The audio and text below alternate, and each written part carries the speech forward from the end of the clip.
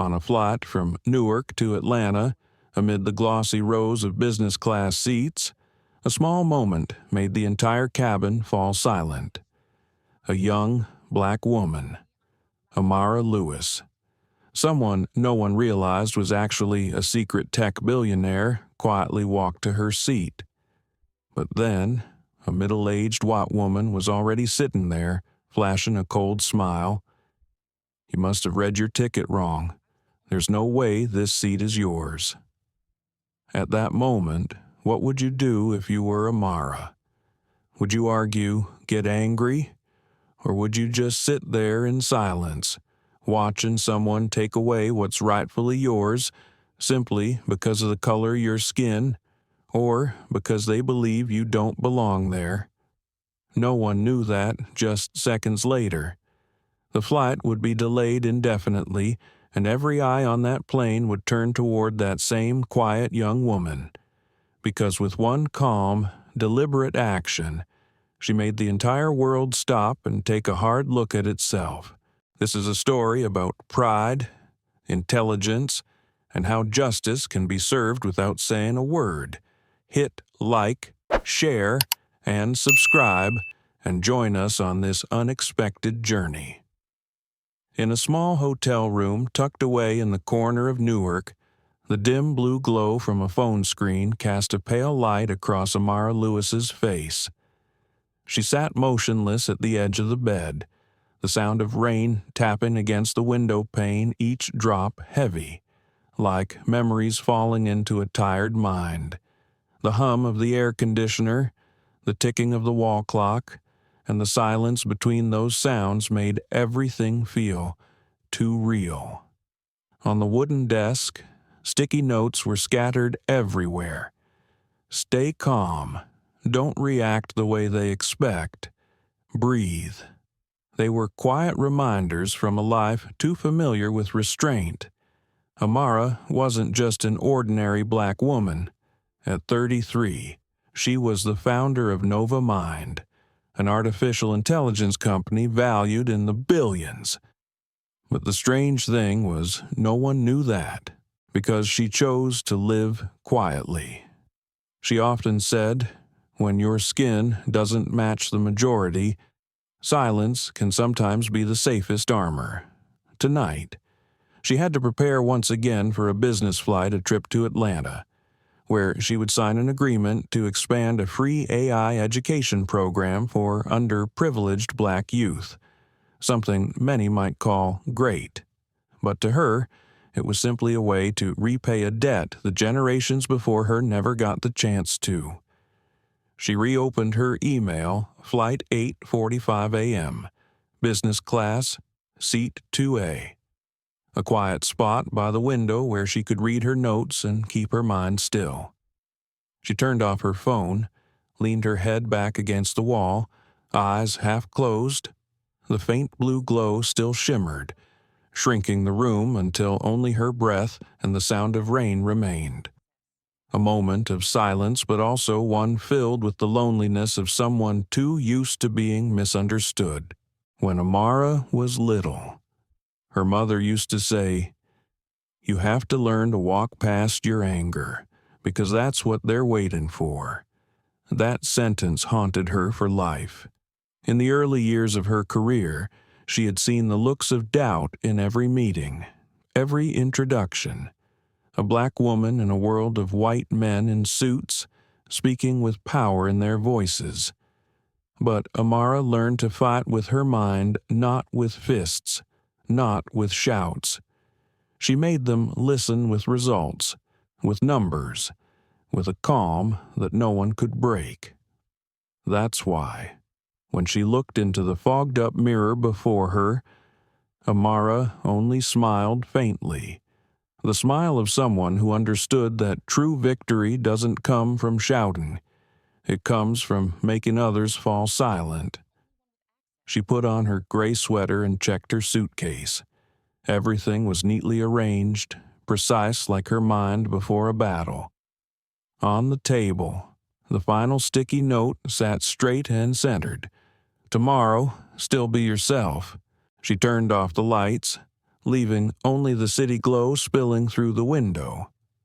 The street lights traced her face in a thin line between brightness and shadow, a border she'd lived with all her life, between respect and suspicion, between freedom and the mold others tried to fit her in. The next morning, as she stepped out of the hotel, the Newark sky was still damp, the smell of coffee from a small corner cafe mixed with the mist strangely comforting. Amara pulled her suitcase behind her, her heels tapping softly against the tiles. Around her, people hurried by, business travelers, students, tourists, each carrying their own story. But for her, every step was a quiet reminder. Don't forget who you are. In the car to the airport, she turned on the radio.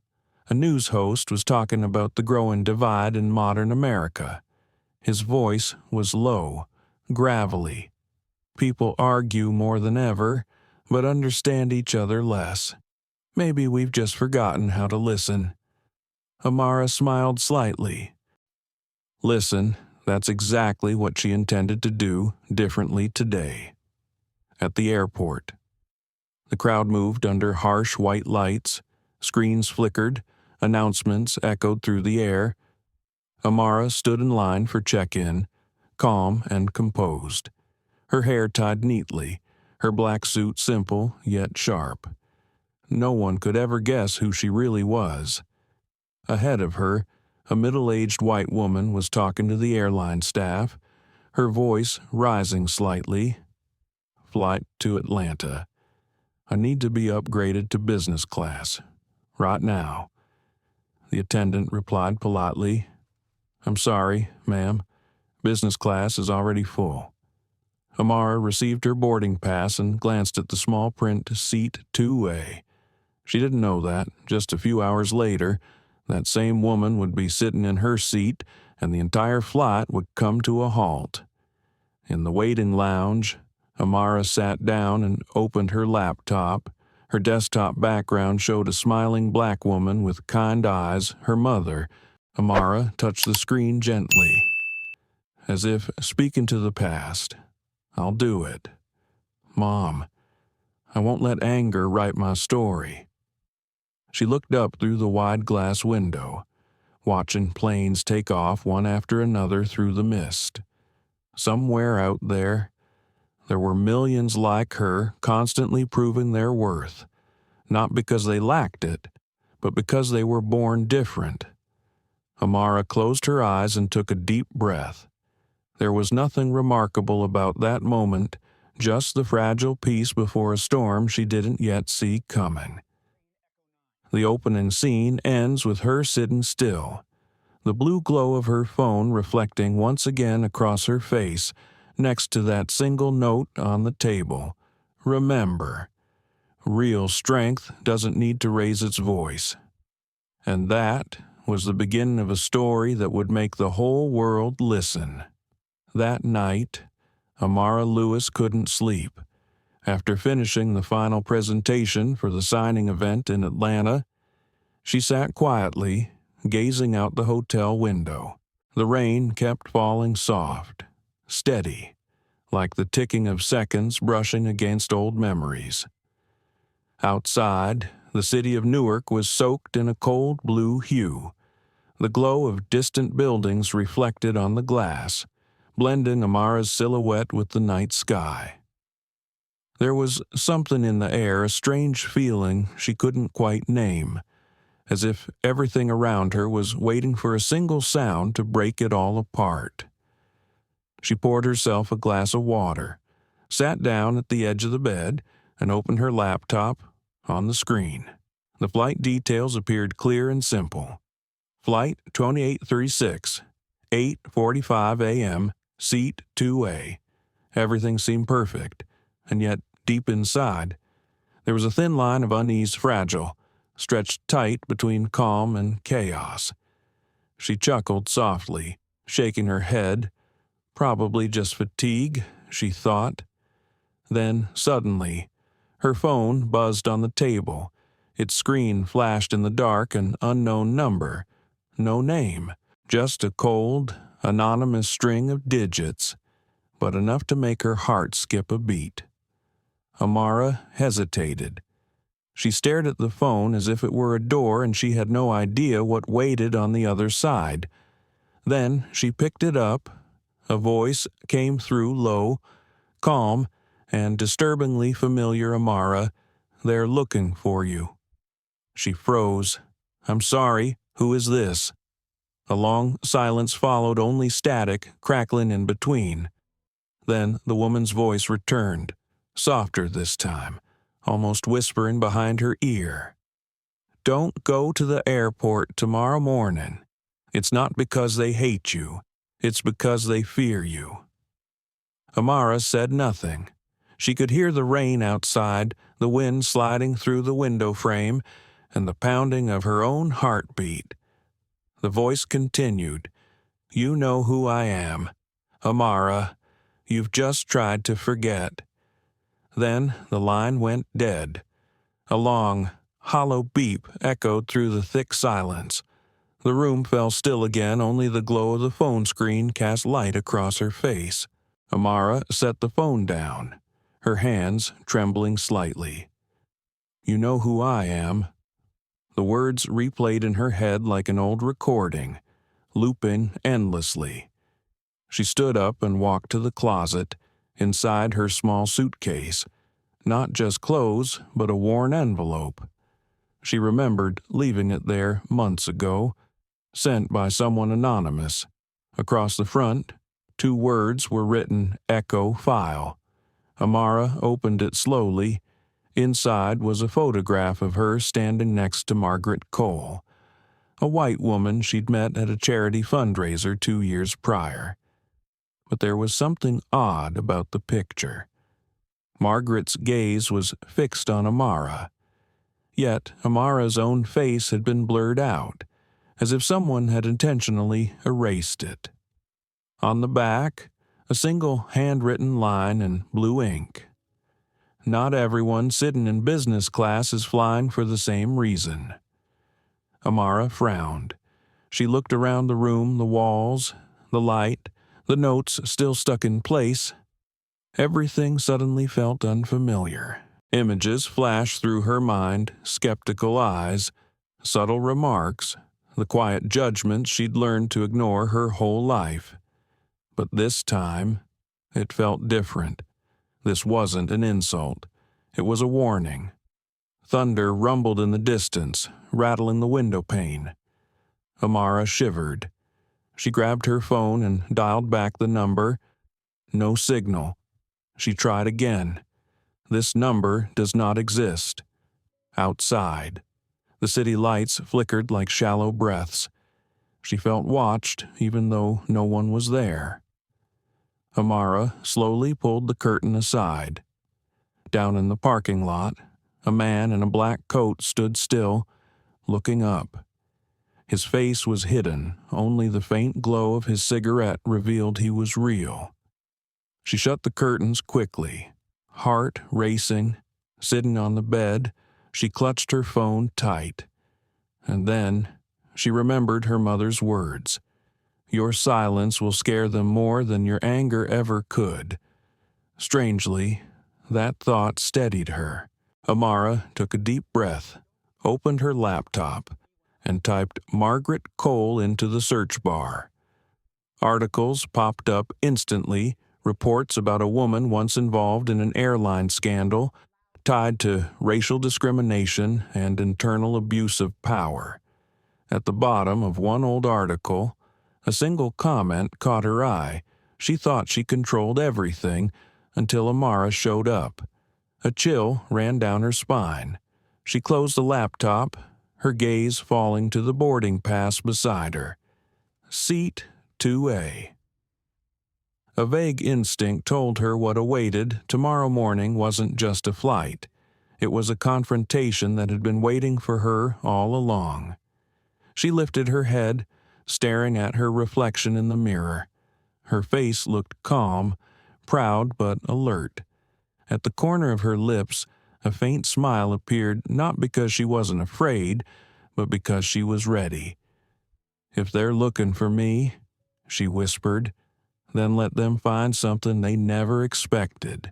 As Amara set the phone down, the faint blue light from the window brushed across her serene face so calm, it almost made you forget that, in just a few hours, she'd be stepping onto a flight that would change everything. A flight that would seem ordinary, yet become the stage where the world would witness a shift in power, where one business-class seat would turn into a symbol of dignity, intelligence, and silent justice. The morning in Newark was still wrapped in mist when Amara Lewis sat inside a small cafe near her hotel, a cup of cappuccino cool and untouched in front of her. She wasn't really paying attention to it. Her mind was still tangled in the mysterious phone call from the night before. The woman's words looped in her head, tightening like an invisible thread around her thoughts. Don't go to the airport. It's not because they hate you. It's because they fear you. She had tried to convince herself it was just a prank, some stranger seeking attention.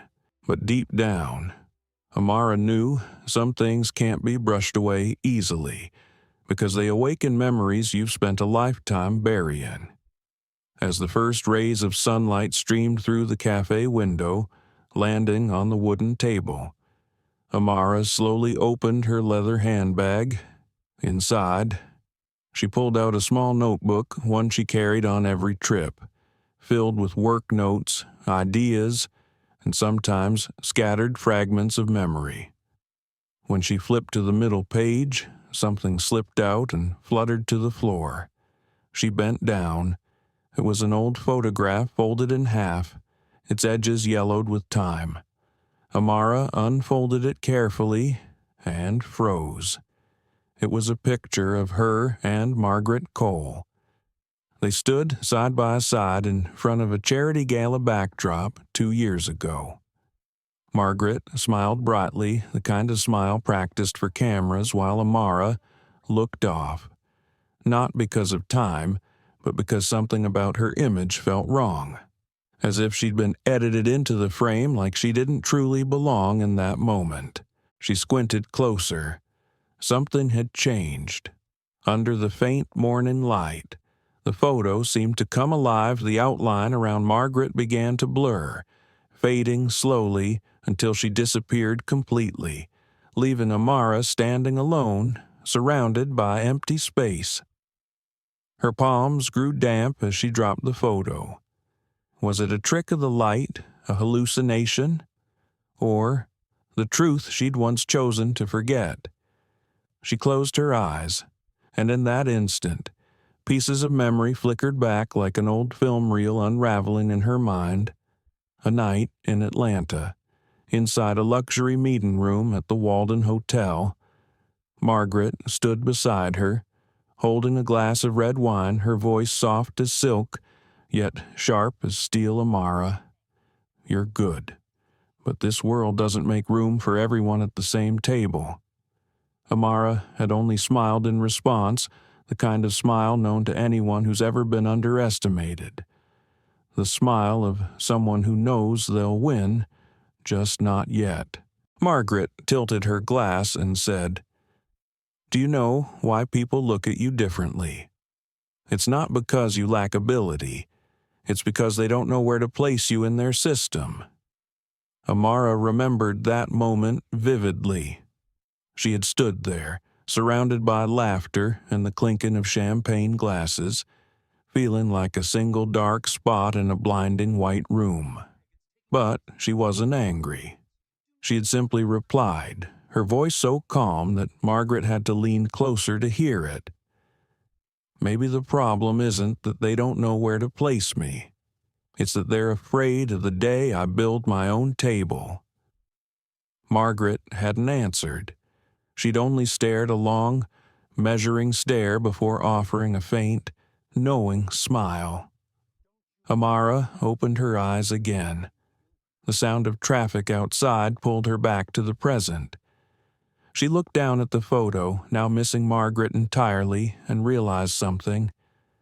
Sometimes, Memories don't need blood to become scars. Sometimes, all it takes is a single look of contempt to mark you forever. Outside the window, a flash of lightning split the clouds, and for a second, the reflection of the table caught Amara's face strong, calm, yet tinged with the quiet exhaustion of someone who's had to stay composed for far too long. She folded the photo and slipped it into her jacket pocket. Just then, her phone buzzed, a message, unknown number. I know you've seen the photo. It's starting again. She exhaled, slow, steady, and suddenly, every piece began to connect: the late-night call, the photo, Margaret's name. Somewhere deep inside, she knew what was about to happen on that flight wouldn't be a simple incident. It might be the reopening of a story the world had long chosen to ignore. A story about how people measure human worth by skin color and appearances. Amara rose from her seat and walked out of the cafe. The morning sky was brightening, and she could hear the distant roar of jet engines from the airport. In that light, she whispered to herself today, she wouldn't run. If the past is calling, she murmured, then this time, I'll answer. She grabbed her suitcase and stepped into the street, her heels clicking steadily against the damp pavement, each step firm, composed, resolute. Outside, as Amara left the cafe and headed toward the airport, dark clouds began to gather, blanketing the Newark sky. What she didn't know was that, at another departure gate, Margaret Cole was speaking with an airline attendant requesting a seat change on the same flight to Atlanta. A coincidence, or something carefully arranged. The flight was about to begin, and with it, the silent confrontation between two worlds, the one that looks down and the one that has learned to rise above it. When Amara Lewis stepped into the first-class lounge at Newark Airport, the clock on the wall read 7:02 Outside, the sky was still blanketed in a layer of gray mist hanging low over the runway. She carried with her a quiet unease, the same unease that had followed her since last night, ever since that mysterious call and the photo that had been half erased. She tried to push it out of her mind the way people try to shake off a bad dream, but the images kept bleeding through Margaret's smile, the words echo file, and the woman's eyes in that photo, eyes that no longer existed. Amara closed her eyes and inhaled deeply, steadying herself. She'd trained herself to control everything: her voice, her posture, even her smile, so that no one could ever read what she was truly thinking. But this time, something felt different. Something or someone was watching her. She looked up. In the corner of the lounge, a maintenance worker was crouched down, mopping the floor.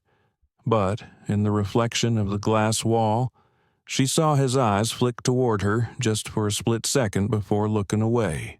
Amara tightened her grip on her bag. She couldn't tell if it was instinct or paranoia, but her heart began to race. Then, the airport PA system crackled to life. Attention passengers. Flight 2836 to Atlanta is temporarily delayed due to technical issues. Around her, people groaned, muttering complaints, but Amara felt something else. Not irritation, but a strange, unsettling sense of rightness. She stood and walked out of the lounge, heels echoing down the glossy hallway, neon light bouncing off the polished tiles. At the far end was a frosted glass door marked Staff Only, Authorized Personnel. She didn't know why she walked toward it. Maybe it was curiosity. Maybe it was that quiet voice inside her head whispering that the answers were waiting on the other side. The door was unlocked. Inside, The lighting dimmed to a pale, sickly yellow. A narrow hallway led to a small room, the walls faded, the ceiling low, the air thick with dampness. On the floor were faint footprints, half erased, as if someone had tried to wipe them away. In the center of the room sat a wooden table, and on it a small, dust-covered, silver-black tape recorder. Amara froze. Her hands trembled as she stepped closer.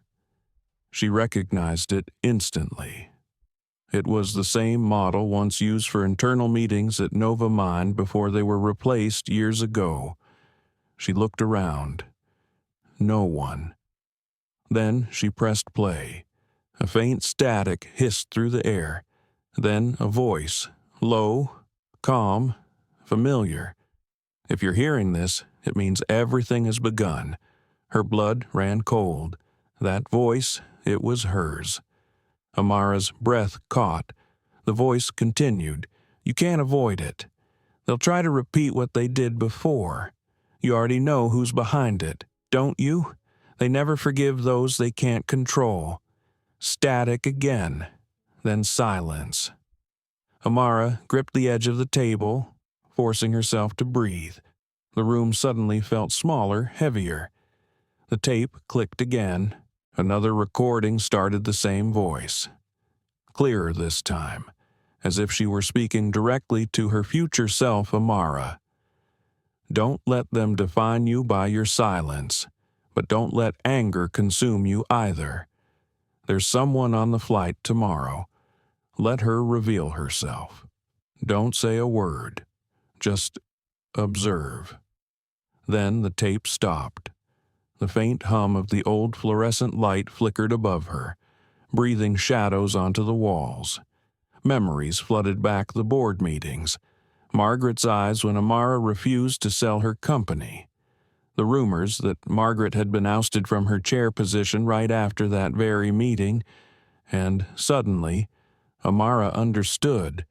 This seat, this flight, wasn't just a coincidence. It was a setup, a test, a game of power being replayed, and she, whether she liked it or not, was at the center of it. She stumbled back, her shoulder brushing the wall. Her hand caught on something a photo pinned behind a corkboard. She pulled it free. It was another picture, her and Margaret again.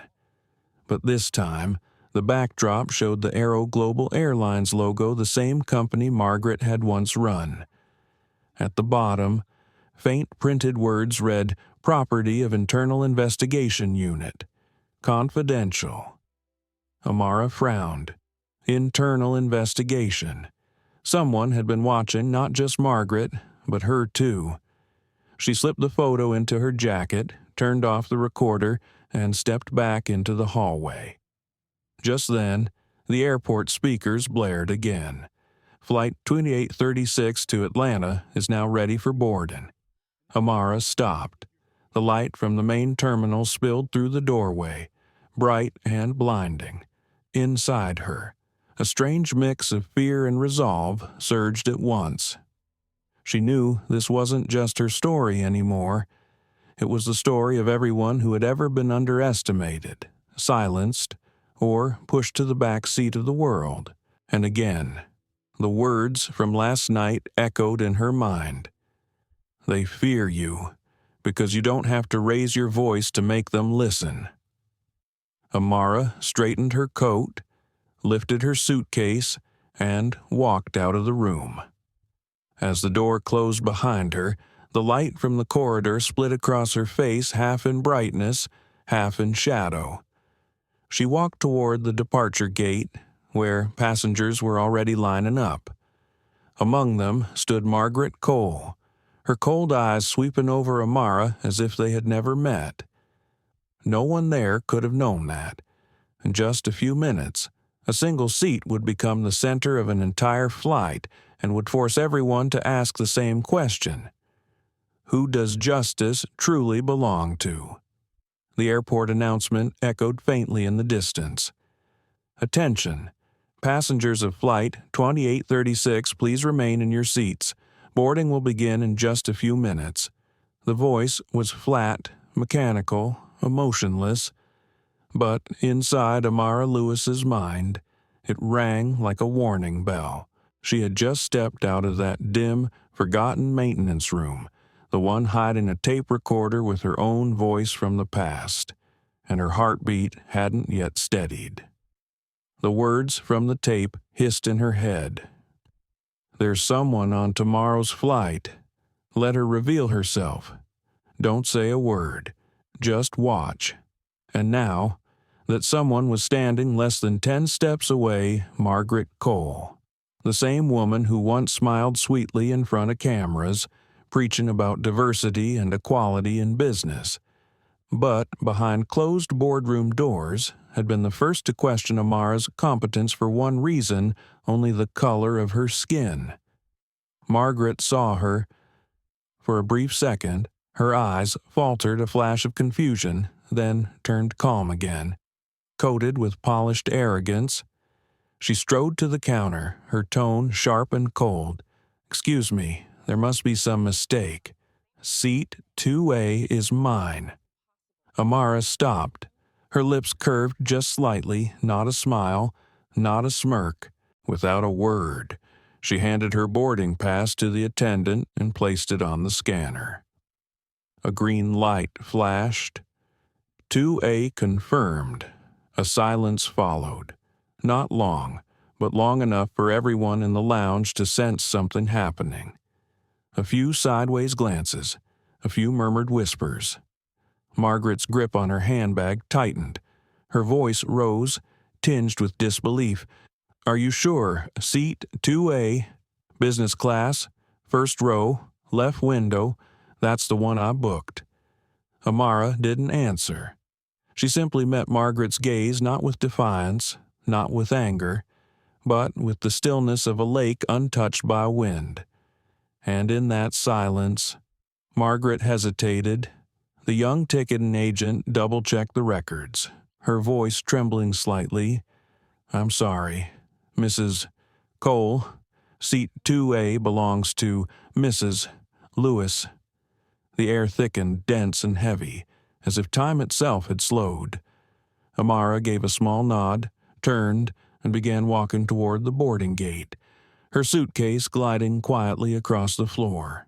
But just then, a memory hit her, sudden and vivid, like someone had rewound the tape inside her mind. Flashback 2 years earlier. A sleek Manhattan apartment, white light reflecting off polished wooden floors. Amara stood across from Margaret. Between them, a contract lay on the table. Margaret exhaled a thin stream of smoke, her voice husky but cutting. "You made a promise, Amara. You said you wouldn't return to NovaMind after selling your shares." Amara replied softly. Eyes fixed on the paper, "I promised to leave. If the company was being run fairly, but it isn't fair anymore."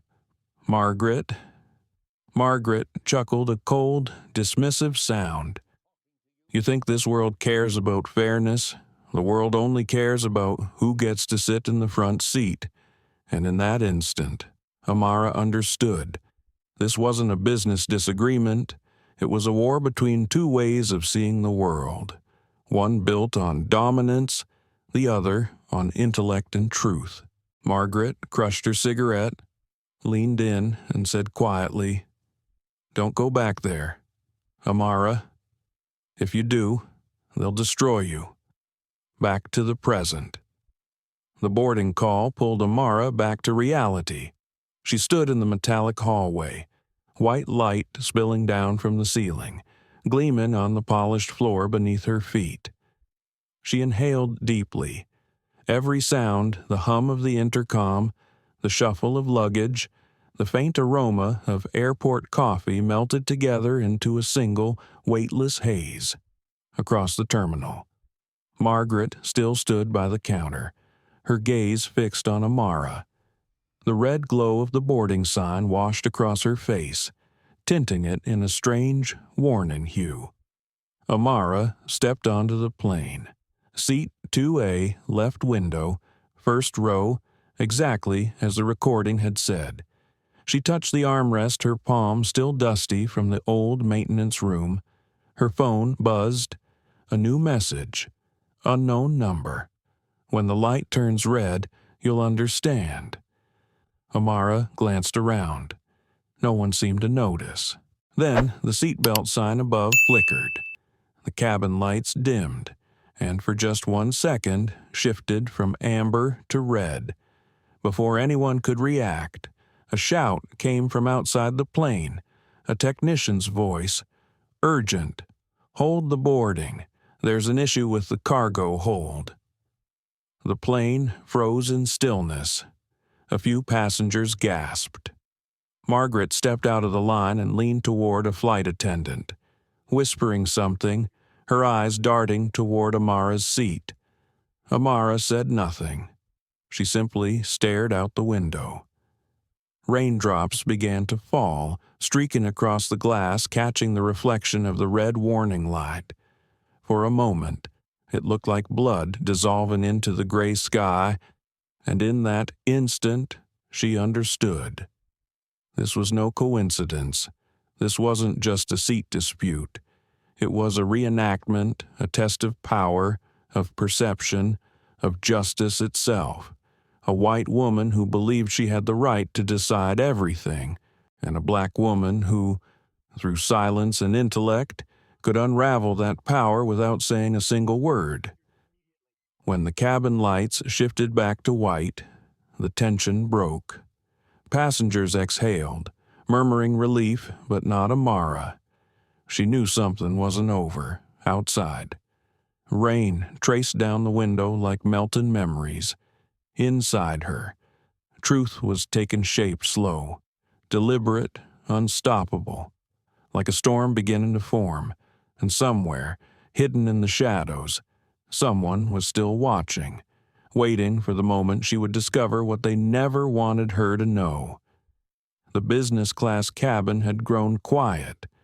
The chatter faded, and the ceiling lights dimmed to a soft golden hue. A flight attendant walked down the aisle, checking seat belts, while Amara Lewis stared out the window.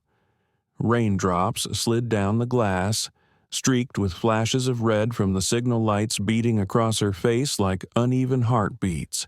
Then came the announcement. "Ladies and gentlemen, this is your captain speaking. We've been asked to delay our departure. Please remain seated." A wave of murmurs rippled through the cabin.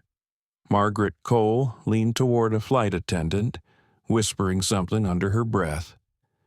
She still wore her mask of composure, but her fingers clenched tightly around her white leather purse.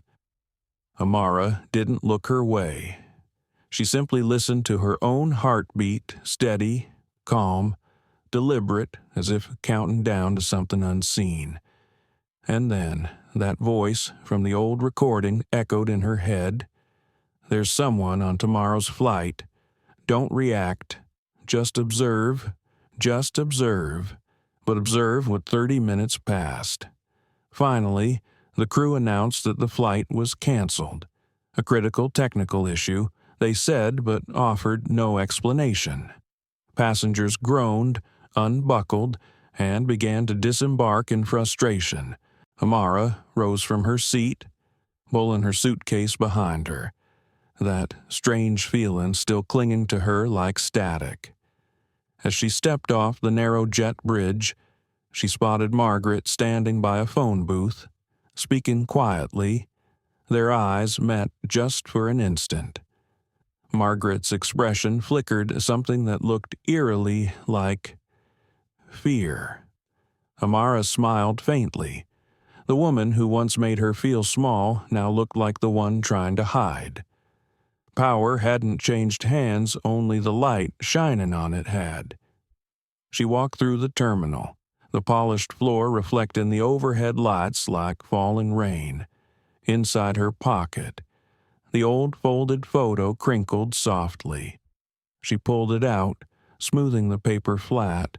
Under the fluorescent light, a faint marking appeared in the bottom right corner, barely visible but clear enough to read Echo 9 Newark Division.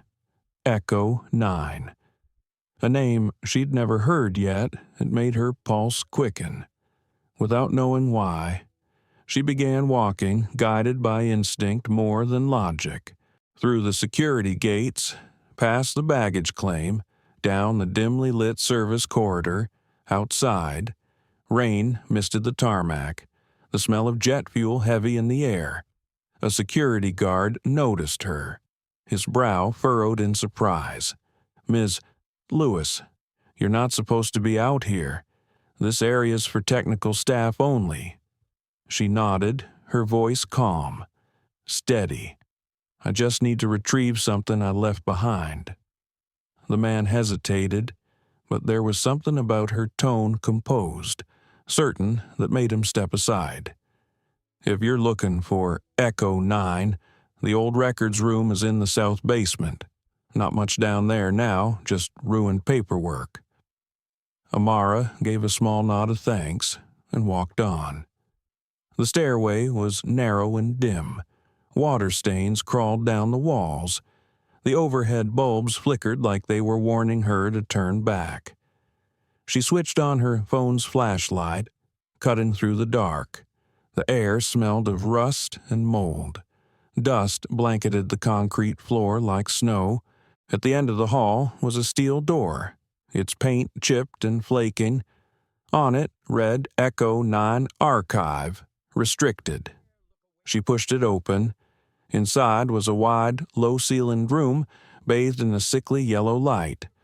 Rows of wooden shelves held hundreds of dusty file boxes, some collapsed, their contents scattered across the floor. Amara stepped forward. On a cluttered desk lay a cracked plastic ID badge. Margaret Cole, Executive Liaison, Aero Global Echo 9 Division. Her breath caught. The pieces began to align. Echo 9 wasn't just a code. It was a covert project, an internal program where Aero Global collected passenger data to classify potential value. Those deemed low-value people of color. Immigrants were quietly flagged as high risk, unfit for business class priority. She finally understood. The seat mix-up that morning hadn't been random at all. Even after being removed from her position, Margaret had still tried to manipulate the system, and Amara had been her target. A final test, or a quiet elimination. She looked around the decaying room, the dripping from the ceiling mixed with the sound of her own breath. The truth, cold, raw, undeniable, hung heavy in the air. Amara lifted her phone and began recording. Her camera swept across stacks of documents labeled Behavioral Profiling Report. One file stood out. Its subject line read, "Subject Amara Lewis status deemed inappropriate for executive partnership. Reason behavioral mismatch, noncompliance with hierarchy expectations." She read the words slowly, each one cutting deep, not because they were new, but because now they were written down, institutionalized, made official by the sterile language of control. Amara turned and walked out, her heels echoing softly against the damp floor. Outside, the rain had lightened to a mist. From the basement window, the runway glowed faintly, streaks of light reflected in pools of water. And then, her mother's voice returned soft, low, and unbreakable. "Never let them write your story in their voice. Make them hear yours when you tell it." Amara looked up at the gray sky and smiled a small, calm smile. The smile of someone who finally understood she was no longer the hunted. When Amara stepped out of the maintenance wing, the rain had stopped. The runway shimmered under the dull, gray sky. She knew she couldn't just walk away, not now, not when the truth was finally in her hands. In the distance, a sleek black limousine waited by the curb. The tinted window rolled down, revealing a man in dark glasses, He gave her a single nod. Amara walked forward slowly, her reflection stretching across the wet ground sharp, steady, unmistakable. She was no longer the one being watched. Now, she was the one doing the watching. The rain had stopped completely when Amara Lewis emerged from the underground archives beneath Newark Airport. The pale gray light of late afternoon reflected off the wet pavement, stretching her shadow long and solitary across the ground. Each gust of cold wind carried with it the scent of jet fuel, metal, and the damp residue of old concrete. In her hand, she gripped her phone, its screen still glowing with the video she'd just recorded.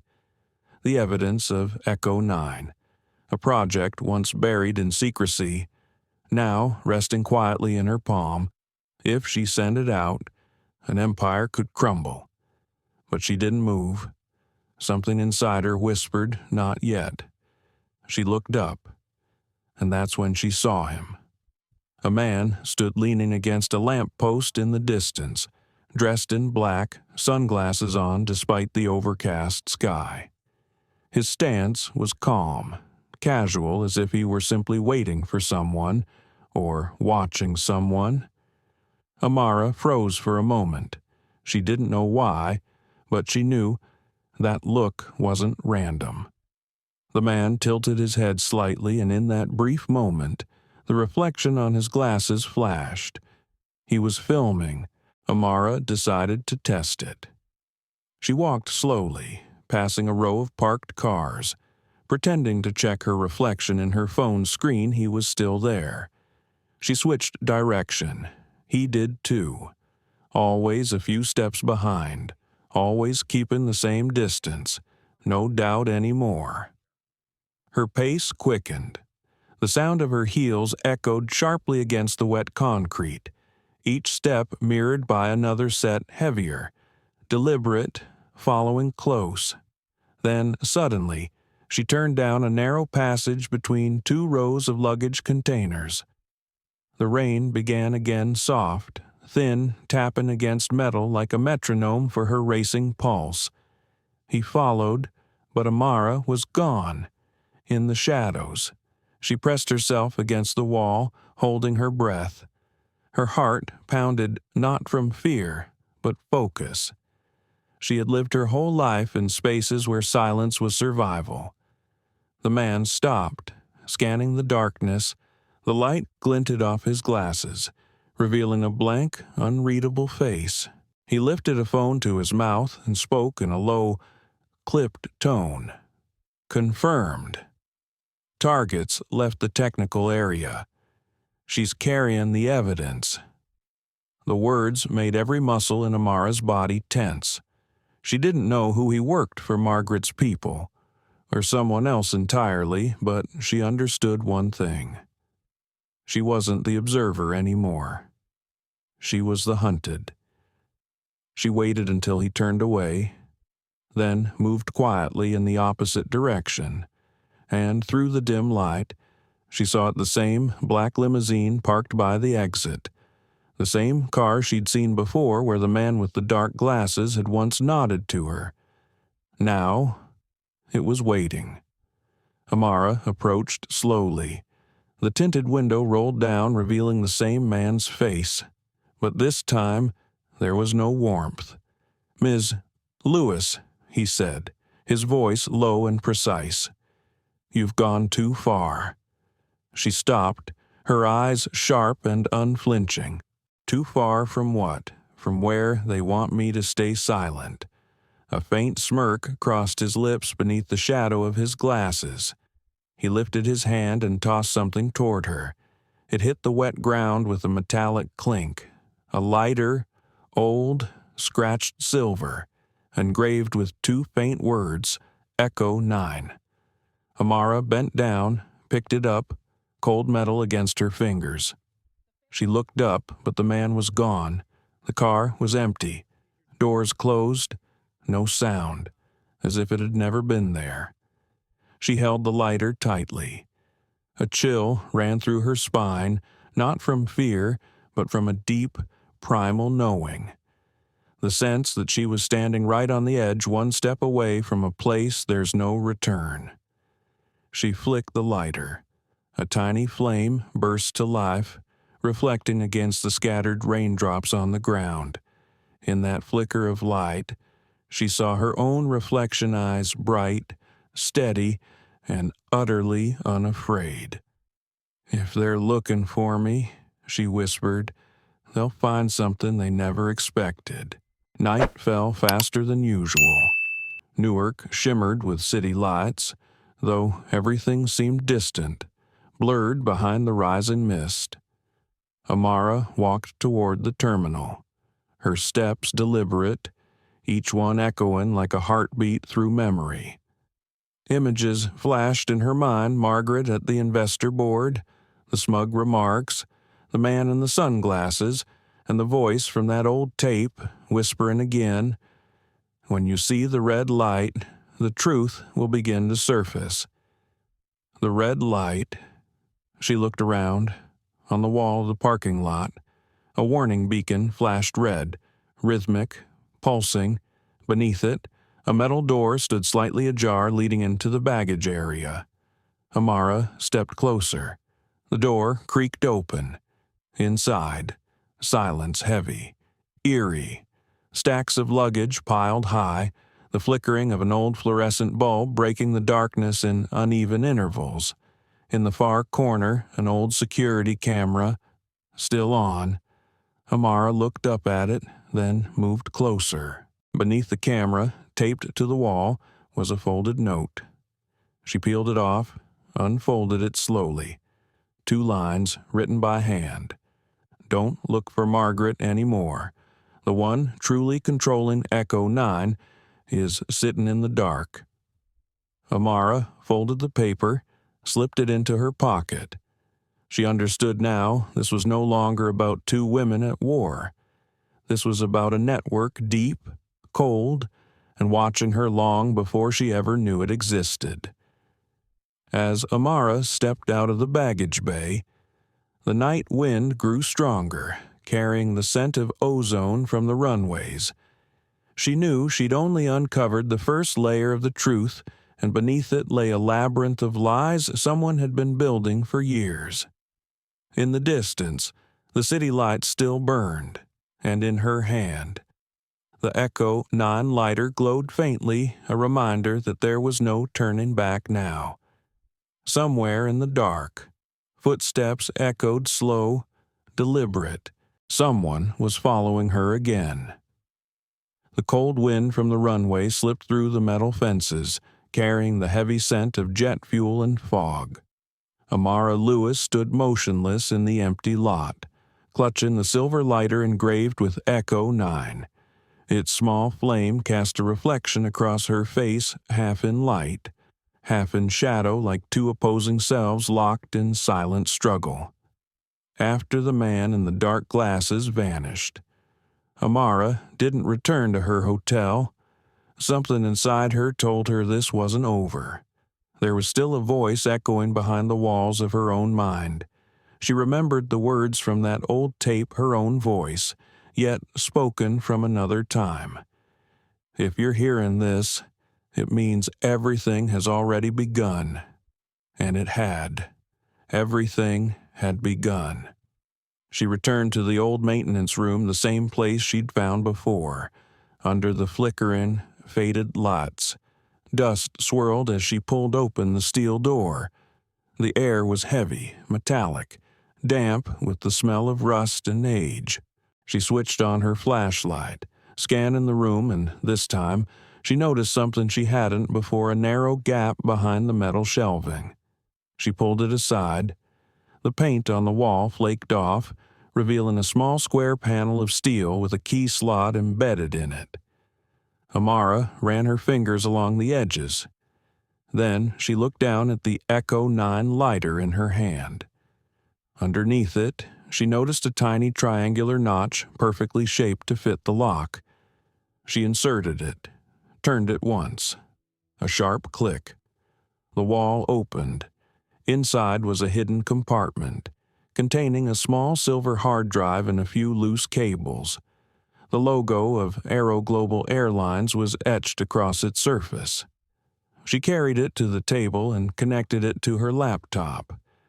The screen flickered to life. Rows of video files appeared, all labeled the same Subject A. Lewis, Observation Log. She clicked the first one. The screen brightened, and there she was, Amara, asleep in her New York apartment, filmed from a camera mounted above, every movement, every breath recorded. She watched herself sit up, walk to the door, return again, all of it in silence. She opened another file. This time, she was on her sofa, speaking with Margaret Cole. Margaret's voice filled the speakers calm, cold, and cutting. "You think you can escape? Amara, no matter where you go, we still see you." Amara stared at the footage, her face pale in the glow, but what froze her blood was the timestamp. The video was recorded 9 months ago, long after Margaret had supposedly retired and left the company. She opened another. This time, she saw herself sitting alone but speaking, to someone not visible in the frame. Her own voice whispered faintly through the speakers. "I know they're watching, but this time, they'll have to see everything." Amara slammed the laptop shut, her breath quick and uneven. She tried to analyze it as a technologist, break it down, explain it logically, but reason couldn't overpower the suffocating feeling crawling up her chest. One question echoed in her mind. Do I even remember everything the way it truly happened? And suddenly, she understood. The Echo 9 project wasn't just about profiling passengers or consumer behavior. It was something deeper, darker. It was a surveillance system designed to monitor people the corporation deemed intellectually threatening. Those who didn't conform to control, and she, a black woman who dared to challenge them, had been the test subject all along. Thunder rumbled in the distance. The glow from the laptop cast pale light across her face, tired, proud, but marked by that familiar bitterness that only truth can bring. She thought back on the years behind her, the stares, the patronizing smiles, the quiet condescension hidden behind corporate civility. Every slight she had endured was now resurfacing not as insult, but as evidence. She wasn't the one being judged anymore. She was holding the proof that could judge them all. She opened the final video file. The screen stayed black. Then Margaret's voice emerged weaker this time, trembling. "If you're hearing this, Amara, I've lost control. They're watching me too. Believe me, Echo 9 isn't a project. It's a weapon, and it chooses its own subjects." Amara sat in silence. No anger, no fear. Only emptiness, the hollow realization that every piece she had been trying to fit together had now shattered. She finally saw the truth in this game. No one was innocent. And perhaps, in her ambition, her brilliance, her desire to change the world, she had built the very door through which they entered to watch her. She unplugged the hard drive and held it in her hand. Her fingers trembled slightly, but her eyes were steady. "They can watch me," she whispered, "but they're going to watch me end this." She turned toward the doorway. The flickering bulb above her cast thin shadows on the walls, the shelves, the dust, the cold table, silent witnesses to a war between freedom and control. She stepped outside. The wind hit her face, sharp and freezing, but it made her feel more awake than ever.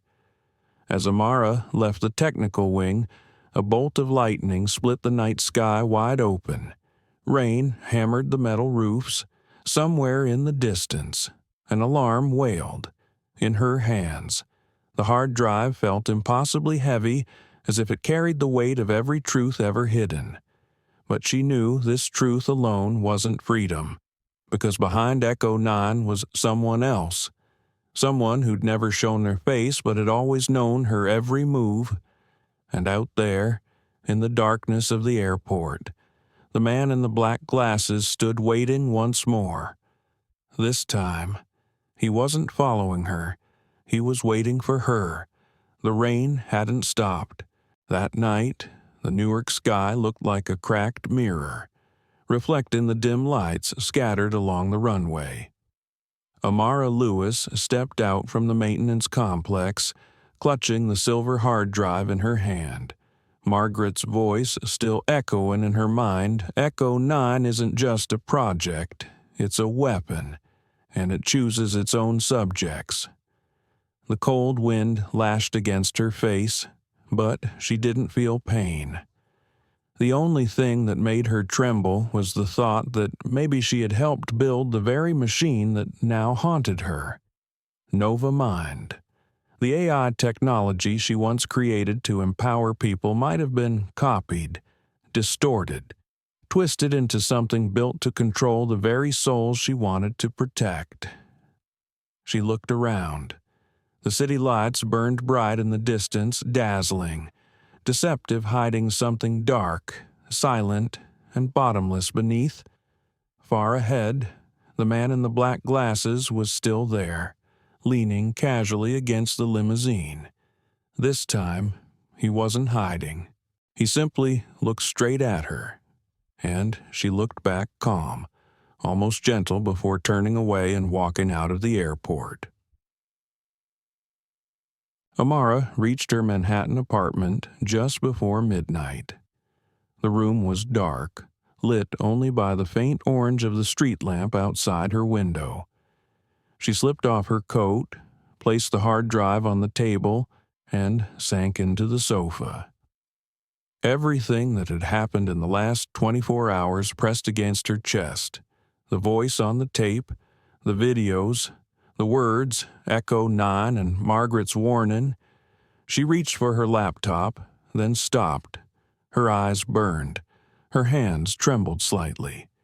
She leaned back, drew a slow breath, and closed her eyes. And suddenly, she was somewhere else. A long white hallway stretched out before her. No doors, no windows, just the faint whisper of air moving through emptiness. At the end of the corridor, a shadow appeared. It was Margaret, but not the Margaret she remembered. This one looked frail, remorseful, almost human. Amara tried to move toward her, but her feet felt glued to the floor. Margaret's voice echoed down the corridor, distant and hollow. "Don't let them rewrite you." "Amara." Amara frowned. "Who are they, the ones behind Echo 9? They don't have to destroy you. They just have to change your story. Rewrite it the way they want. And then, you won't be you anymore." Amara shook her head. "I won't let that happen." Margaret took a step closer, her tone dropping lower. "Do you really think you're still in control? Echo 9 has already infiltrated the very system you built. It knows how to make human memory programmable." The room began to vibrate softly. Cracks split through the white walls. The light shifted from white to blood red. A heartbeat thundered somewhere in the distance. "Amara," Margaret whispered, "if they rewrite you, the world will forget you ever existed." Amara tried to scream, but no sound came. Everything went black. She jolted awake. Morning light filtered through the blinds, tracing pale lines across her face. Cold sweat dampened her collar. She reached for her forehead, gasping for breath. A dream. It had to be a dream, until she noticed something in her hand. A small folded piece of paper. In her own handwriting, it read, "Don't let them rewrite you." She froze. No, that wasn't possible. She hadn't written it. Her pulse spiked. She scanned the apartment. Everything looked the same, yet something felt different. The air itself seemed to hum like someone had been there, moments ago. Amara set the note on the table, then turned toward the mirror. Her reflection stared back at her. But for just a second, a flicker, there was another figure standing behind her, faint, shadowed, watching. When she turned around, the room was empty. Reality and illusion began to blur. She opened her laptop to replay the videos from the hard drive, but the screen displayed only one phrase in stark white letters, "User not found." The drive was empty, every file erased. Amara sat still. No anger, no panic, only a small, knowing smile, the kind that comes when you realize the game has evolved. "If they want to rewrite me," she whispered, "then I'll let them write, but in my language." She opened her private security console and launched a hidden protocol. Lines of code cascaded across the screen, the blue light flickering across her face. She wasn't recovering data anymore, she was tracing them back. Outside the window, rain began again, each drop tapping against the glass like a steady heartbeat. In her mind, faint music rose, the rhythm of breath, the echo of memory, and somewhere, Margaret's soft, distant laughter. No one knew if Margaret was truly dead or if she had simply vanished, absorbed into the circuitry of Echo 9. But Amara understood one thing: the past. Memory, identity, all of it could be rewritten if humanity surrendered it to power, and maybe that was the most terrifying truth of all. She leaned back on the sofa, eyes closing slowly. The camera of imagination panned in a slow 360-degree around her, the room warping, walls tilting, light bending like time itself. Everything seemed to collapse, yet at the center of it all, Amara remained still, unbroken. A single droplet fell from the ceiling, landing on the table right on the note. The ink bled, the words fading, until only two remained. "Don't let..." Outside, the phone rang, an unknown number. Amara hesitated, then picked it up. A man's voice came through low, steady, devoid of emotion. "Lewis, we need to meet. Not because of Echo 9, but because of the one who created it." Amara looked out the window. The early light bathed the city in a cold silver hue.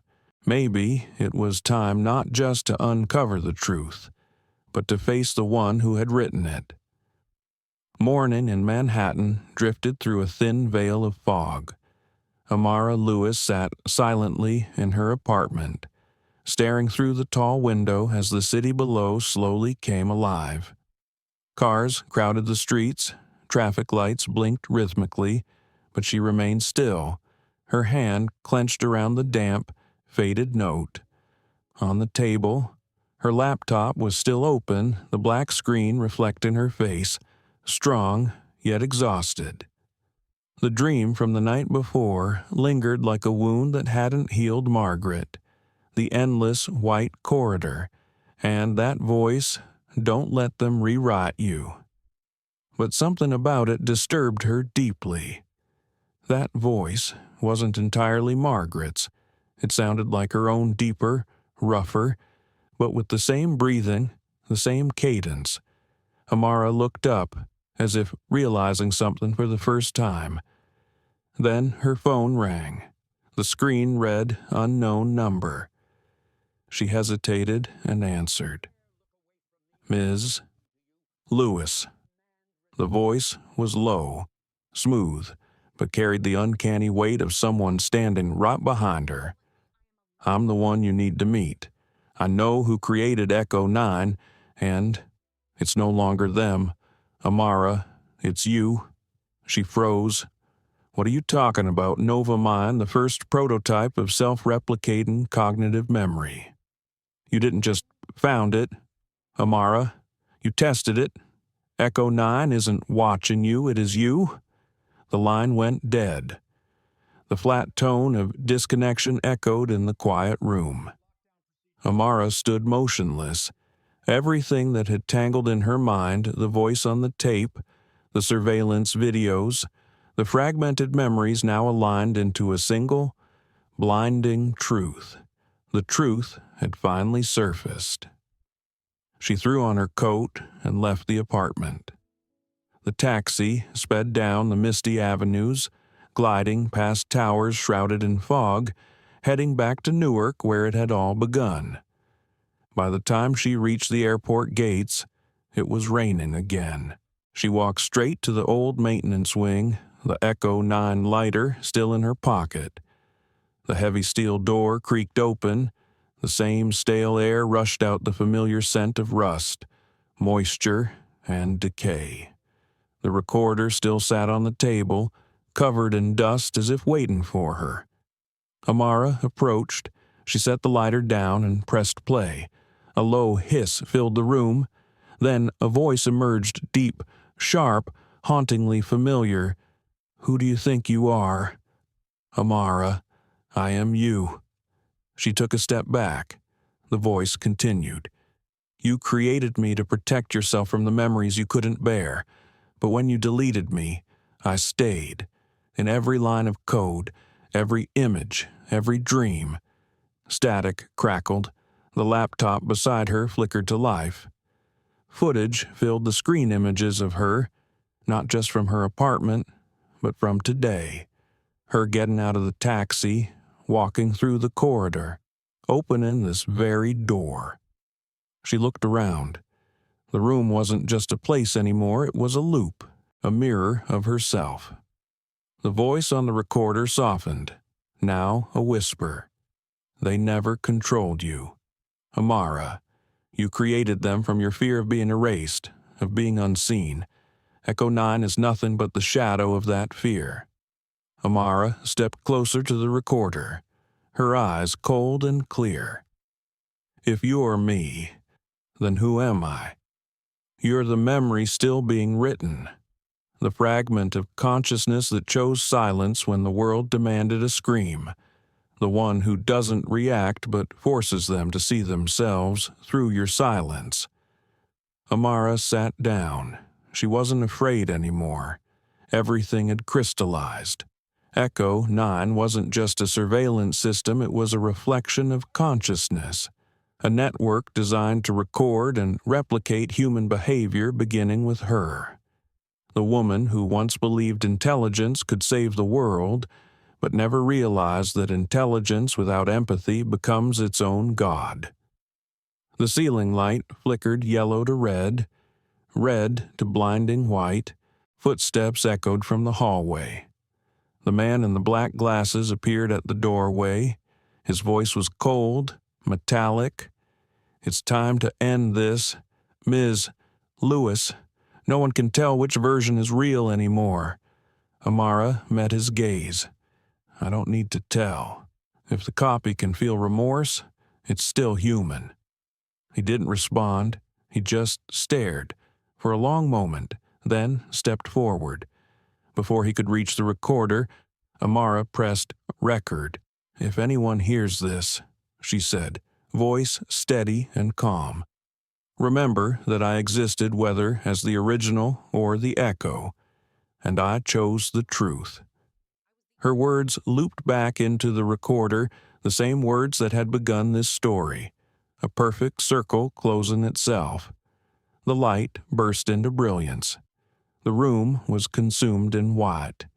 Two silhouettes, Amara and the man, fused into the radiance. A heartbeat thundered. The laptop screen flared, then went dark. Only one sound remained, Amara's voice, echoing in the emptiness, "I am you." When the light faded, the room was empty.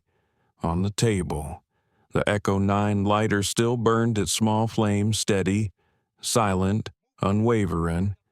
Outside, The rain had stopped. The first rays of dawn slipped through the crack in the door, spilling across the cold, wet floor. Everything was still, peaceful. A few miles away, inside a glass tower in downtown New York, a dormant Aero Global server flickered back to life. On the monitor, a single line appeared: User A, Lewis active. Below it, a file began to download automatically: the Echo Project, continuation. And somewhere between thought and memory, between code and consciousness, a familiar voice whispered once again, "If anyone hears this, remember that I existed." The white light slowly faded. The old maintenance room was silent now, save for the faint hum of electricity. The Echo 9 lighter flickered weakly, then went out. A long silence stretched, as if the world itself was holding its breath. Amara Lewis opened her eyes. She was lying on the floor, surrounded by darkness. No one else was there. No recorder, no rain tapping outside. Only a faint blue glow shimmered from a screen ahead, a screen she had never seen before. She rose to her feet, stepping toward it cautiously. Across the screen glowed a single line beneath the Aero Global NovaMind logo: Echo 9 Human Cognitive Replication Project, archive footage. Below it blinked a red button: play. Amara inhaled slowly. Her hands trembled, but her gaze stayed steady. She pressed it. The video began. A pristine, white laboratory filled the frame, sterile, silent, clinical. Machines hummed softly. In the center of the room lay a woman on a metallic table, motionless. The camera panned closer, and then it stopped on her face. Amara stumbled backward. It was her. The voice of the man with the dark glasses echoed from somewhere within the recording: Subject A. Lewis, Sequence 3. Begin cognitive replication. The machine's word. A beam of blue light swept across the woman's face. On the monitor beside her, a neural map began to glow, sections of the brain lighting up one by one, like fragments of a soul being copied into code. Stabilization complete. We've achieved the first successful replication of a conscious model. Another voice, female, nervous, broke in. This is real consciousness, not data. She'll feel it. There is no she. The man replied flatly, there's only the system. Emotion doesn't exist in a copy. The video froze. Then it shifted a new scene. The replicated Amara sat upright, eyes open. Her gaze was blank, detached, and heartbreakingly human. She looked around the room and asked, her voice rough, uncertain, "Who am I?" Through the loudspeaker came the man's reply, "You are the first complete construct. Designation, Lewis Echo Unit." Amara stared at the screen, paralyzed. Every breath, every blink from the woman on the monitor mirrored her own. Perfectly, in that instant, everything inside her shattered. She remembered it all: the recurring dreams, the tapes with her own voice, the notes written in her handwriting she couldn't recall writing, and Margaret's whisper in the dream. Don't let them rewrite you. Of course, they hadn't just rewritten her story. They had rewritten her. Every cell, every memory, every dream. The footage shifted again. Now, the replica, her other self, sat in an interview room, facing the man with the glasses. I remember, working at NovaMind. No, that's a template memory. We needed it to stabilize emotion. But I remember my mother. I remember the house in Georgia. Those are human data sets. You don't have a mother. You are data. Amara's fists clenched until her nails cut into her palms. She couldn't decide which was worse, that they had cloned her, or that they believed humanity could be programmed. The final clip played. The man's voice again, deeper now. Almost reverent. Amara Lewis never existed. She's an algorithm wearing a human face. She was never real. The blue light from the monitor washed across Amara's face, illuminating her eyes, calm, sad, yet fiercely alive. She looked straight at the woman on the screen, her own mirrored image, and whispered, "If she isn't real, then why do I feel pain?" The question hung in the dark room, swallowed by the static hiss of the screen. She sat down slowly, breathing through the chaos in her head. Thousands of memories collided her mother's face, childhood laughter, the founding of NovaMind, the final meeting with Margaret, all of it blurred, twisting between truth and fabrication. And then, through the storm, one thought crystallized clear, undeniable: they may have created me, but they will never define me. Amara stood. She moved to the control panel. The blue glow lit her face. No fear now, only quiet resolve. She typed a command. The system prompted delete echo 9 system. She typed yes. A sharp beep echoed. Then lines of code began racing across the screen. Deleting subject data, A, Lewis a clone, sequences, neural recordings. But before the system collapsed completely, a voice rose, her own voice, from inside the machine. "If I'm not real, then who's deleting me?" Amara smiled faintly. "I'm just doing what the real one would do." The lights went out. A cold gust of air swept through, rustling the old curtain. She stepped outside. The morning sky had cleared. New Jersey stretched beneath a pale sunrise, reflected in puddles left by the rain. Amara looked up, eyes calm.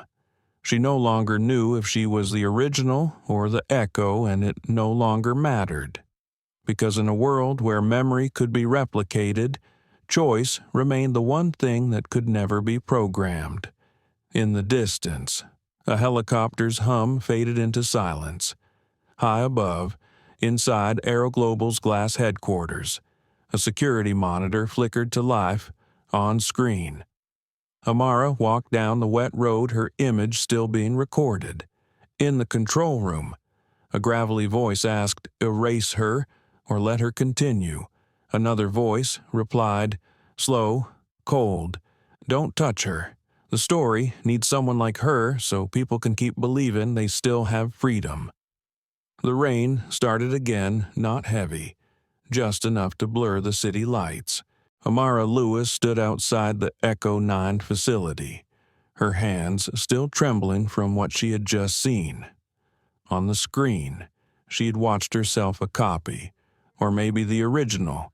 She couldn't tell anymore. That line still echoed in her head.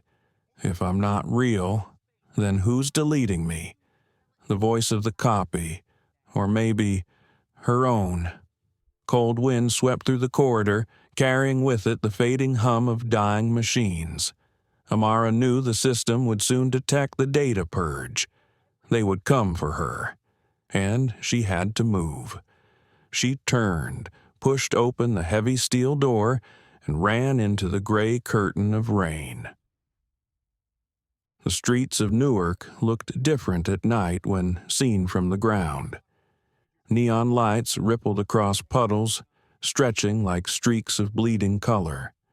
The city was eerily quiet, only the distant horns of traffic and the soft flicker of digital billboards lighting up the rain.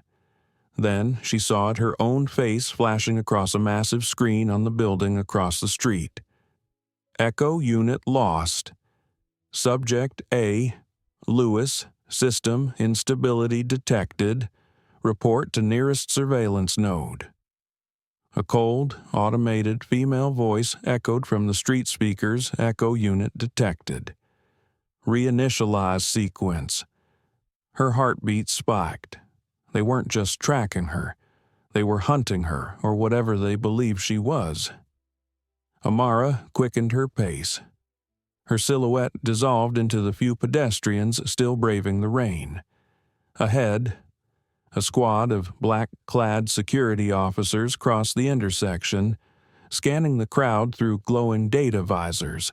She lowered her hood and slipped into a narrow alley lit by a flickering sign that read Harper's Corner Cafe. Inside, the place was empty, just a middle-aged man polishing glasses behind the counter. He looked up, squinting at her. "You look familiar," he said slowly.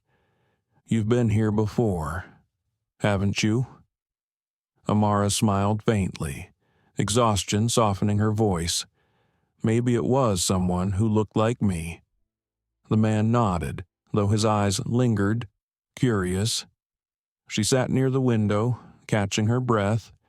Steam from the coffee rose between her and the world outside, fogging the glass until her reflection blurred.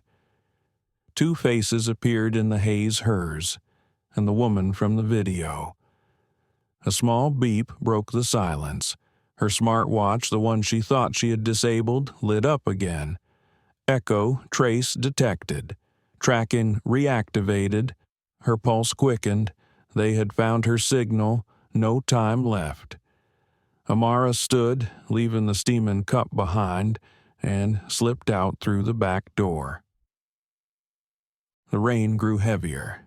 Thunder rumbled over the city, deep and distant like the growl of a machine awakening. From somewhere above, the voice returned louder, relentless. "Subject A. Lewis, stand down immediately. Do not resist." She ran. The imaginary camera followed her steps, wet, urgent, echoing through narrow streets. Red light poured over her from broken signs, painting her face with a cold, fierce glow. "I am me." Her scream tore through the rain, bounced off concrete walls, and vanished into the dense night. No answer came, only the wail of distant sirens and the metallic echo of a radio repeating, "Echo unit, lost, lost, lost."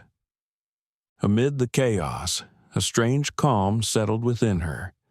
She wasn't running out of fear anymore. She was running because she wanted to live as a person, if only for one more day. A truck roared past, splashing water across the sidewalk.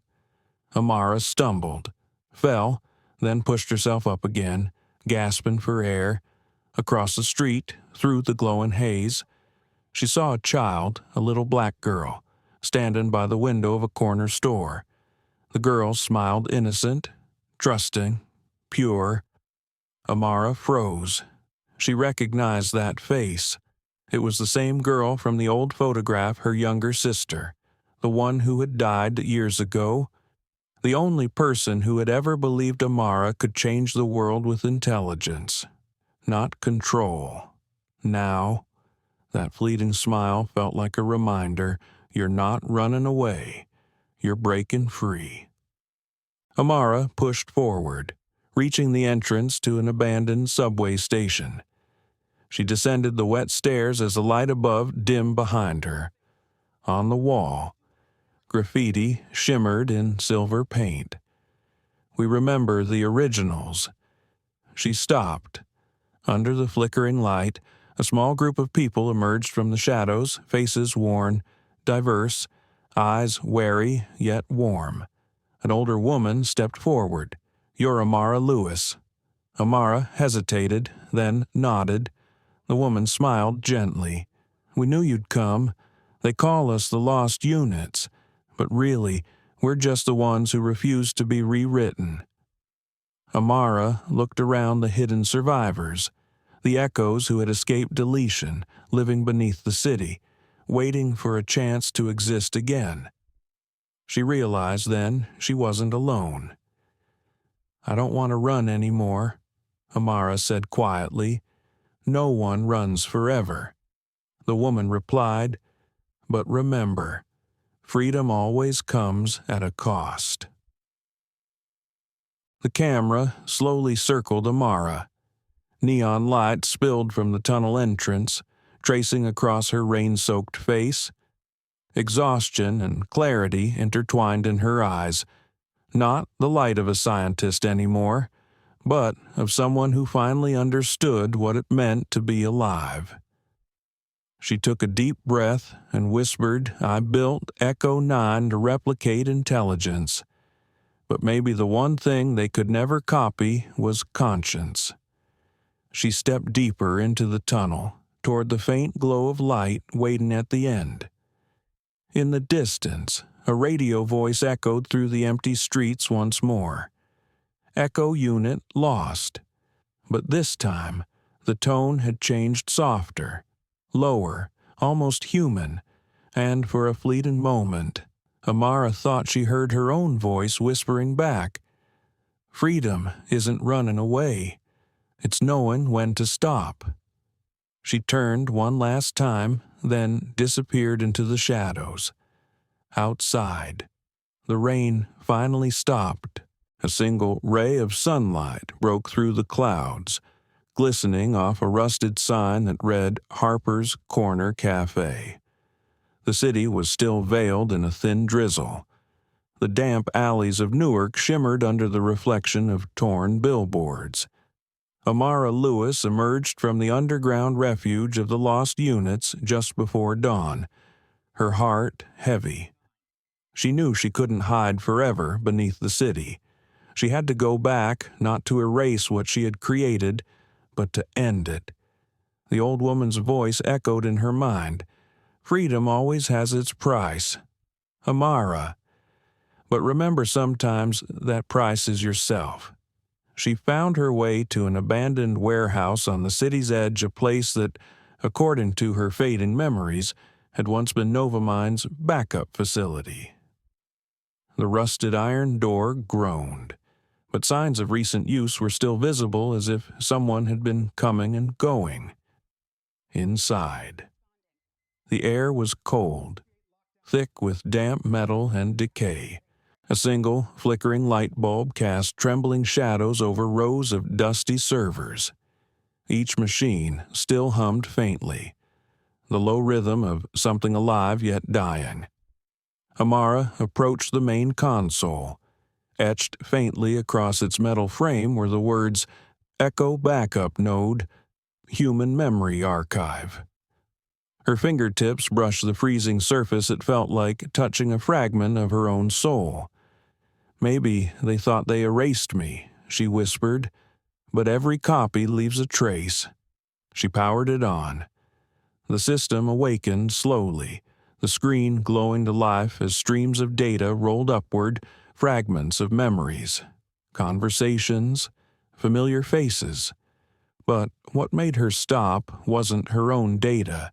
It was the hundreds of other names scrolling past, each tagged under the same origin Project Echo. They hadn't just replicated her.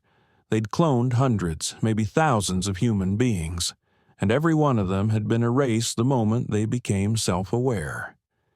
A faint sound broke the silence. Amara turned. The man with the dark glasses stood in the doorway, drenched from the rain. His face was expressionless, his voice hoarse and low as it carried through the empty space. "You shouldn't be here, and you should," she replied calmly. "I don't have a choice. I follow the system. You had a choice. We all did. You just chose the side that rewrites people."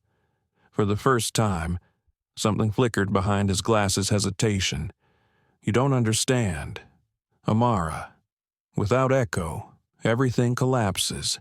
You, me, this whole world, we only exist because of it." Amara stepped closer. If the world needs a lie to survive, then it's been dead for a long time. She pressed a button on the console. The screen flashed a warning system deletion sequence initiated. "What are you doing?" he shouted. "Not destroying," she said quietly. "Freeing." The warehouse began to tremble. The servers blazed with light. flickering faster and faster until the air vibrated with a piercing tone. On the monitor, data cascaded like a flood, memories, faces, names dissolving into lines of shifting code. Amara looked around as white light engulfed the room. Everything began to dissolve, the tables, the walls, the machines all turning into luminous dust that scattered into the air. She felt her body lighten. Her hands grew translucent. She lifted them, but could no longer feel them. The man with the glasses screamed, "Stop! You'll be erased with them." Amara smiled. Maybe I was never real to begin with. The light intensified, swallowing everything. Space and form collapsed, no walls, no boundaries. She saw herself multiplied through the radiance, a bright-eyed little black girl, a young woman leading a meeting, a silent replica staring into a camera, and countless other faces people once labeled as data, but who had truly lived. She understood then they were never gone. They had simply returned to where they belonged in each other's memories. As her body faded, Amara whispered, her voice like a breath of wind, "If this is a dream, who's the one dreaming?" Her words merged with the roar of collapsing data. Then nothing but white, silence, stillness. Moments later, deep inside AeroGlobal's central control hub, a monitor flickered on. A young technician frowned. "Sir, the entire Echo 9 network just crashed, but one file remains." The supervisor's voice was quiet. "What's its name?" The technician read slowly. Lewis, Legacy Protocol." The man stared at the screen as an image appeared Amara's face, smiling faintly, her eyes serene. "If one day they make another me," she said, "teach her how to forgive." The screen went dark. Outside the warehouse, the rain had stopped. The sun rose, spilling gold over the old rooftops. Somewhere among the city's morning crowds, a young woman, her face uncannily like Amara's, paused in front of a mirror, brushed a strand of hair aside, and whispered, "Strange. I feel like I've been here before." An echo had been born again, but this time not from a machine. It came from the memory of those who once believed in Amara. White light consumed everything. No more rain, no more machines, no more breathless sound of running. Amara Lewis opened her eyes and found herself sitting in a boundless expanse of white, so bright it erased every edge of space. No shadows, no echoes, just a stillness so profound it felt alive. She looked around. There was nothing but peace pure, endless peace, yet deep inside. She knew this wasn't heaven. This was echo space, the liminal plane between memory and reality, where deleted thoughts drifted endlessly, like echoes refusing to fade. She whispered, "I'm still here." A voice answered, warm, distant, almost tender. "You never left." Amara turned. Through the pale mist, Margaret Cole appeared, no longer the cold, calculating executive she once knew, but a woman with gentle, sorrowful eyes, the kind that belonged to someone who had finally made peace with her own mistakes. Margaret sat down across from her, close enough that Amara could see her breath in the still air.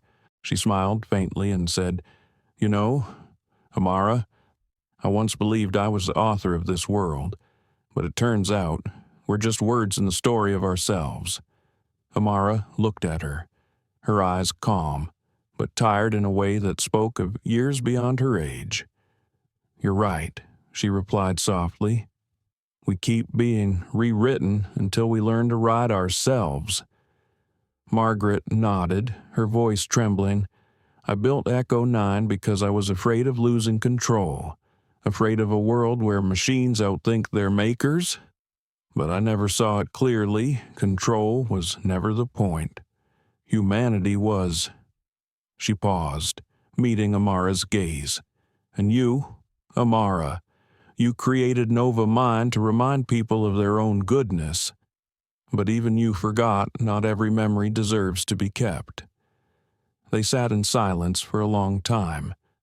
The white glow around them softened, warming into a pale gold, like dawn breaking across an endless horizon. Somewhere, faint piano notes drifted through the air, slow, fragile, filled with both sorrow and serenity. Amara finally asked, "Why are you here?" Margaret smiled, gentle, kind in a way that broke the heart. To remind you that memories always find their way back, but only those who have the courage to forgive them are truly free. Amara fell silent, and then the flood came. Childhood in Georgia, her mother's lullabies beneath the porch, the gaze of a little sister long lost, the day she signed her first contract with Aero Global, the moment she stayed silent when the world judged her for the color of her skin. Every image returned vivid, whole. But this time there was no pain, only understanding. "I used to think silence was weakness," Amara whispered. "Now I know it's the only way to keep your humanity in the noise of power." Margaret nodded slowly. Some win through strength, some through voice. But only those who know when to be silent ever win themselves. The light around them turned transparent, softer. Margaret reached out, brushing her hand gently against Amara's cheek. It wasn't just a goodbye, it was an unspoken apology. "Amara," she said, "you chose to forget, but memory always finds its way back not to haunt you, but to remind you that you were once real." A warm light swept through the space. Margaret's image began to fade. Amara reached out instinctively, then stopped.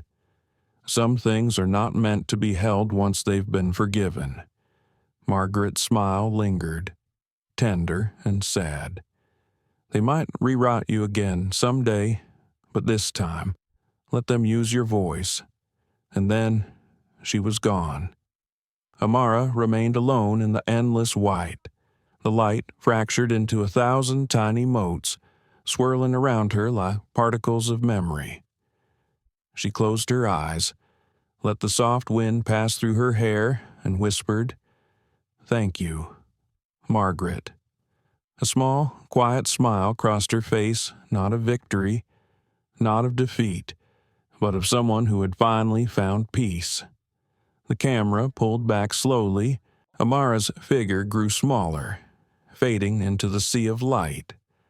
Her voice lingered soft, distant, and full of grace. "I don't know if I'm the original or the copy, but maybe that doesn't matter anymore, because in every copy, there's still a piece of something real as long as we choose to keep it."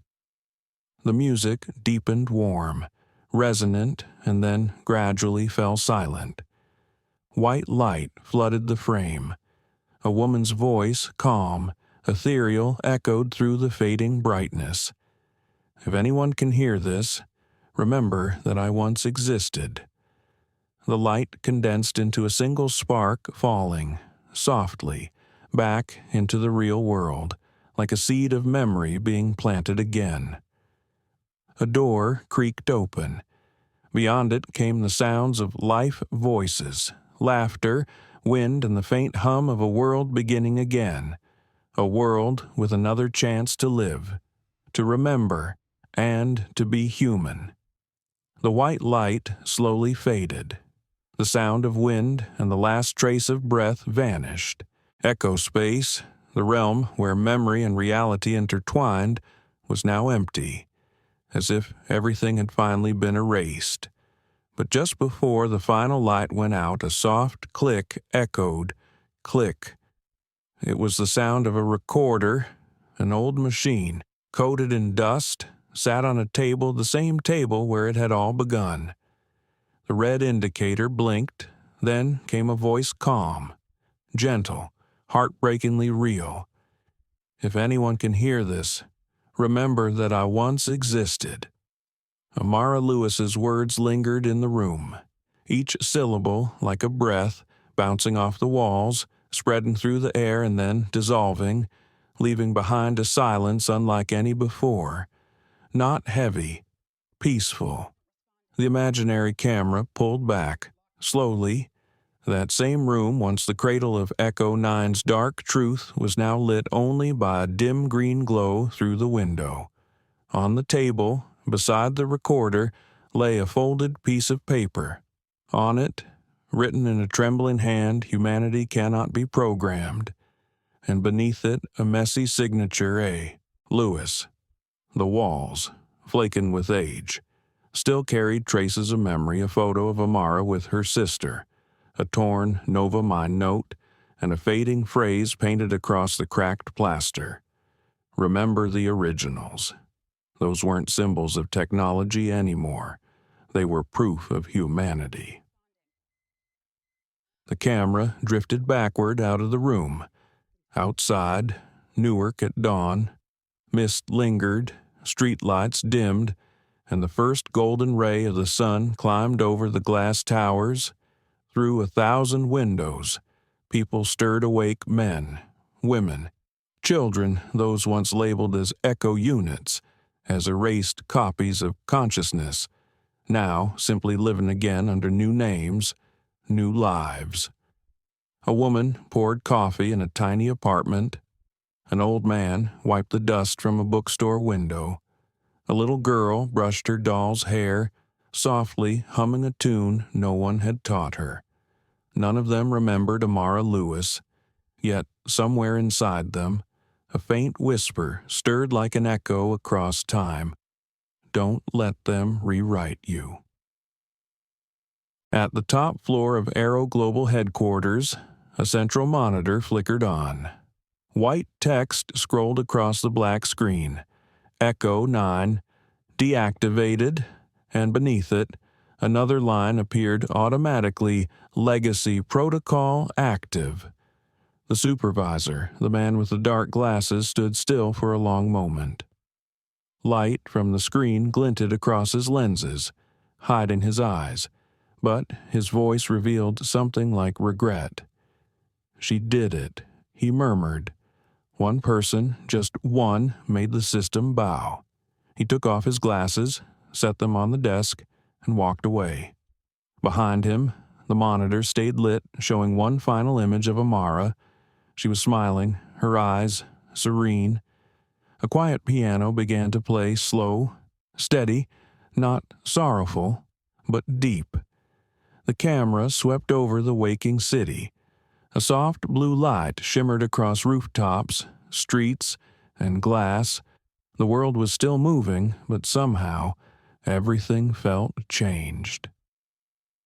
Somewhere, a child's voice asked Mom, "Is it true people can be created?" The mother smiled gently. Maybe, but only real people know how to love. Amara's voice returned distant, ageless, resonating through memory. They thought I was a product of technology. But technology only reminded me that intelligence means nothing without compassion. The camera tilted upward toward the sky. The city's blue glow merged with the sun's golden light, forming a strange, beautiful hue, half artificial, half natural, a symbol of balance between mind and heart, machine and soul. Cut to a small cafe, Harper's Corner Cafe, the same place where Amara once stopped during her escape. Now it was open again. The old owner wiped glasses behind the counter, as if nothing had ever happened. The doorbell chimed. A young woman walked in curly hair, gentle smile. When she looked up, her face was eerily familiar. "One hot black coffee," she said softly. Same as before, the old man paused, squinting. "I don't remember you coming here before," he said, "but sure, why not?" She smiled a small, peaceful smile, and as she turned away, light caught on a tiny pendant around her neck, an infinity symbol engraved with one word, NovaMind. The camera slowly rose from the cafe, gliding above rooftops, over mist-drenched streets. Amara's voice echoed one last time, calm, resolute, infinite. "If anyone can hear this, remember that I once existed, not as a machine, not as a memory, but as a human who chose silence when the world only knew how to scream." The music swelled, then softened. The camera climbed higher, the city shrinking below, bathed in gold and blue. The screen faded to black. Across it, a single line appeared, the end or the beginning of another echo. Fade out. The last sound wasn't music, but the slow, steady thump of a heartbeat. Emotional closure. One heartbeat, then silence. But somewhere in the noise of the real world, amid laughter, wind, and the rhythm of life, someone smiled. The story had ended, but the echo remained for those still willing to listen. The story of Amara Lewis isn't just about a stolen seat or a delayed flight. It's about the awakening of dignity, intellect, and humanity in a world built on prejudice. When insulted, she didn't choose anger. She chose silence not out of weakness, but because she knew that calm is the deepest form of power. We live in an age where people are easily wounded by a glance, a word, a judgment. But sometimes, what sets us apart isn't the fastest reaction, it's the wisest one. Amara showed us that composure doesn't just protect your pride, it shifts the balance of power. She, the one once underestimated, became the very person who could redefine the fate of an entire system. And through her, we learned something timeless. No one gets to define our worth except ourselves. If you've ever been dismissed, misunderstood, or forced to choose between anger and grace, remember Amara, because justice doesn't always arrive with a shout. Sometimes, it comes quietly in the silence of a strong heart. Thank you for staying with us until the end of this story. If it touched you, please like, share, and subscribe to help us spread more stories about dignity, justice, and the quiet power of compassion.